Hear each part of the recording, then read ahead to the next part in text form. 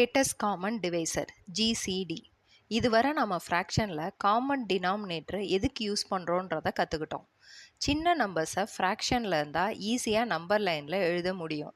ஆனால் பெரிய பெரிய நம்பர்ஸை, அதாவது பெரிய பெரிய டிஜிட்ஸாக இருக்குதுன்னு வச்சுக்கோங்களேன். ஃபார் இன்ஸ்டன்ட் 3 டிஜிட்ஸ் இருக்குது, இல்லை அதுக்கு மேலே இருக்க பெரிய நம்பர்ஸ் எல்லாத்தையுமே நியூமரேட்டர் டினாமினேட்டரில் இருக்கிறத டைரெக்டாக நம்பர் லைனில் ப்ளாட் பண்ணுறது கொஞ்சம் கஷ்டமாக இருக்கும். பெரிய டிஜிட்ஸ் நம்பர்ஸை முடிஞ்ச அளவு சிம்பிளிஃபை பண்ணி யூஸ் பண்ணுறதுக்கு தான் இந்த greatest common divisor method use பண்ணுறோம். இந்த ஜிசிடியோட மெயின் பர்பஸ் என்ன அப்படின்னா, எந்த ஒரு பொருளையும் மீதி இல்லாமல் சமமாக பிரிக்கிறதுக்காக யூஸ் பண்ணுறோம். இன்னொன்று, ஃப்ராக்ஷன்ஸை சிம்பிளிஃபை பண்ணுறதுக்காக யூஸ் பண்ணுறோம். இப்போ லெகோ பிளாக்ஸ் இருக்குது. இதை சின்ன சின்ன பிளாக்காக நீங்கள் பிரிக்கணும்னு வச்சுக்கோங்களேன். என்ன பண்ணுவீங்க? ஃபஸ்ட்டு டிஸ்மேண்டில் பண்ணுவீங்க. டிஸ்மேண்டில் பண்ணுறப்ப அது களைஞ்சு நிறைய இருக்க மாதிரி காமிக்கும்.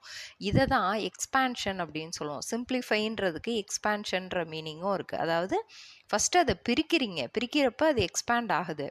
ஆனால் நம்மளோட மெயின் மோட்டோ என்ன அப்படின்னா அதை சின்ன சின்ன பிளாக்ஸாக பிரேக் பண்ணணும். அப்போ ஃபஸ்ட்டு எக்ஸ்பேண்ட் பண்ணிவிட்டு திரும்ப சின்ன சின்னதாக நம்ம ஃபார்முக்கு கொண்டு வரணும். இப்போ இந்த எக்ஸாம்பிள் பாருங்கள். GCD of 2520 and 3780. இதை சிம்பிளிஃபை பண்ணணும் அப்படின்னா ஃபஸ்ட்டு 2520 ப்ரைம் ஃபேக்டரைசேஷன் பண்ணணும்.